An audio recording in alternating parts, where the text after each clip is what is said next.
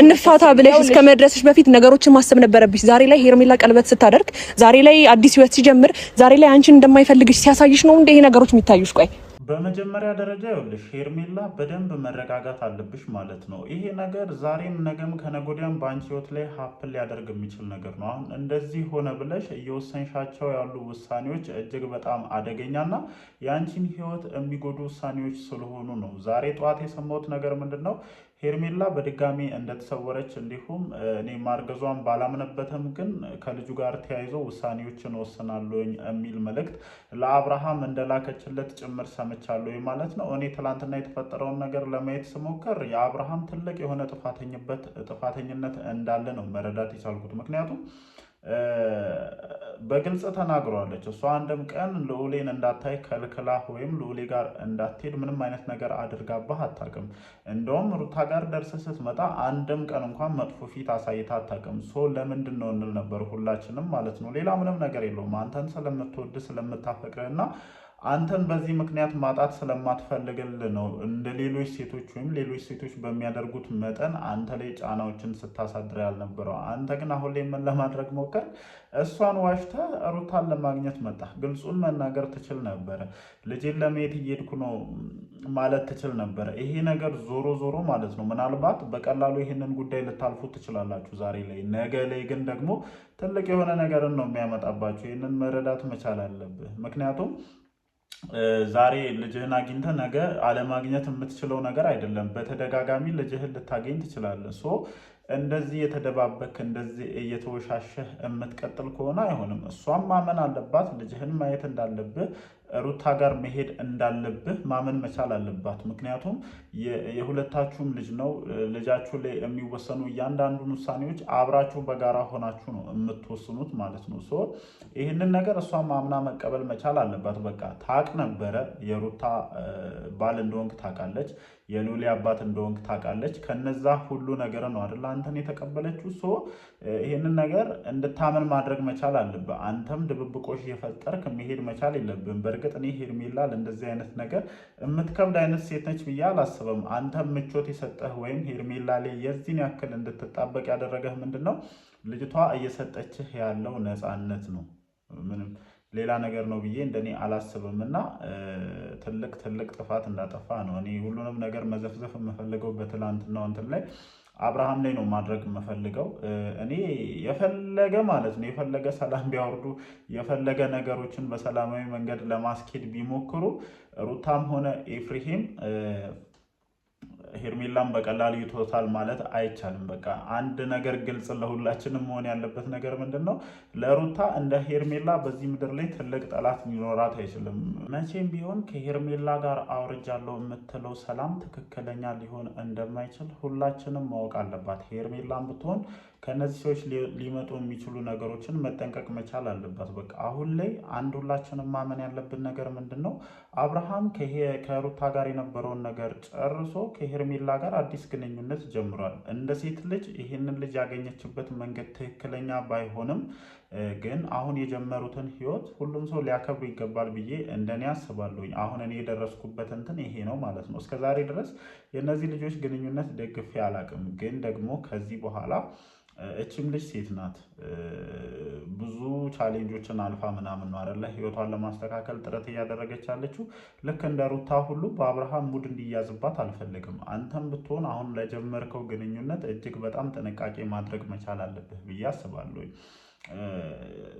አንድ መገንዘብ ያልቻልከው ነገር ምንድን ነው? የአንተ ነገሮች በሙሉ ሚዲያ ላይ የሚወጡ ነገሮች ናቸው። እና አብርሃም ምን አይነት ሰው ነው ሲባል ከሴት ወደ ሴት የሚዘል አይነት ሰው ነው እየተባልክ መቀጠል አለብህ ብዬ እንደኔ አላስብም። ይሄ ለፊቸርም እጅግ በጣም አስቸጋሪ ነው። ሰሞኑን ሽምግልና ለመላክ እንቅስቃሴ ላይ መሆንን ሰምቻለሁ። አሁን ምን አይነት ኢሜጅህን የሚያበላሽ ነገር እንዳደረግ ታውቃለህ?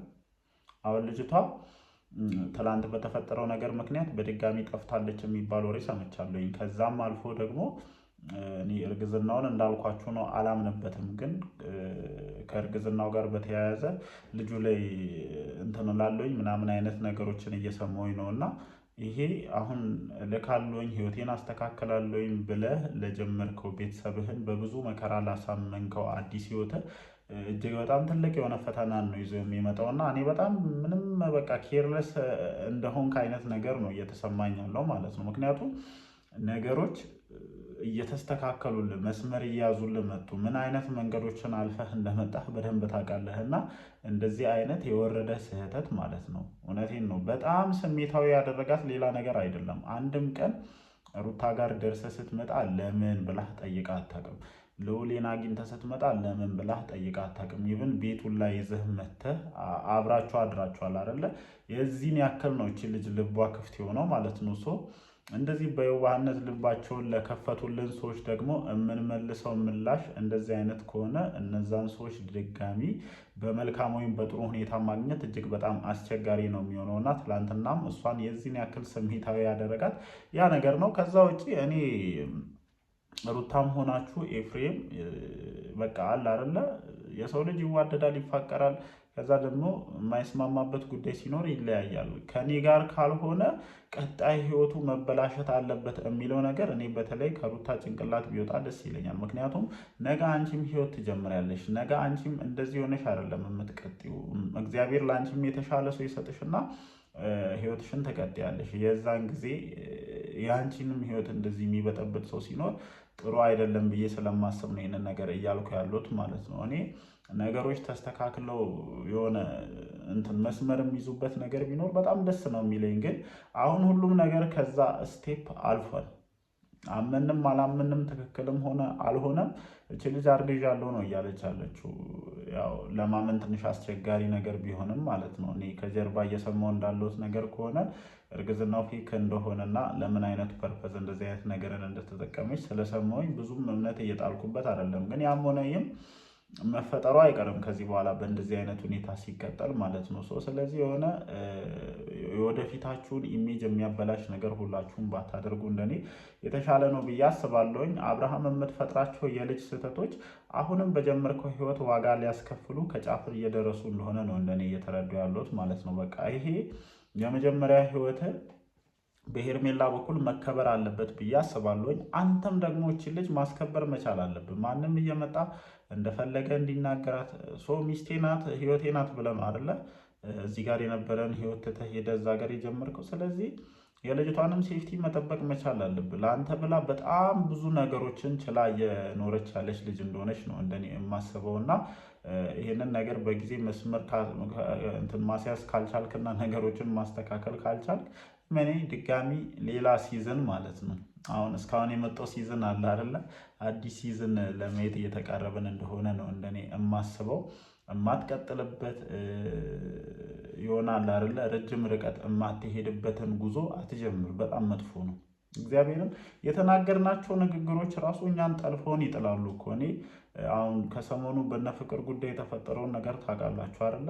ቲክቶክ ላይ ደግሞ እንዴት ተቆራርጠው ነገሮች እንደሚመጡ በደንብ ታውቃላችሁ። ለምሳሌ አባይ ሾው ላይ ቀርበው የተናገሩት ንግግር አሁን ካለው እንትን ጋር እየተቆራረጠ ሲመጣ እግዚአብሔርን በጣም ነው እንትን የሚለው። አንዳንድ ጊዜ ለመናገር ራሱ እንድንፈራ ያደርገናል። በቃ ምን እንደሚፈጠር ስለማይታወቅ አሁን ላይ ፉል ኮንፊደንስ ሆነን እንኳን ነገሮችን ማውራት እጅግ በጣም አስቸጋሪ እንደሆነ ነው እየተረዱ ያሉት። ለማንኛውም እኔ ትላንት በነበረው ነገር አብርሃም ጥፋተኛ እንደሆንክ ነው የማስበው። ልጅቷ ሌላ አይነት ነገር ውስጥ ሳትገባ ነገሮችን ለማስተካከል ብትሞክር እንደኔ የተሻለ ነው ብዬ አስባለሁኝ። ጋይስ ምሽት ቪዲዮዎች ሲለቀቁ መተን ሀሳባችንን እንሰጣለን። ከዚህ ቪዲዮ ጋር ተያይዞ ያላችሁን ኮመንት ሴክሽን ላይ ሀሳባችሁን ማስፈር ትችላላችሁ። ወዳችኋለሁ። ይመቻችሁ።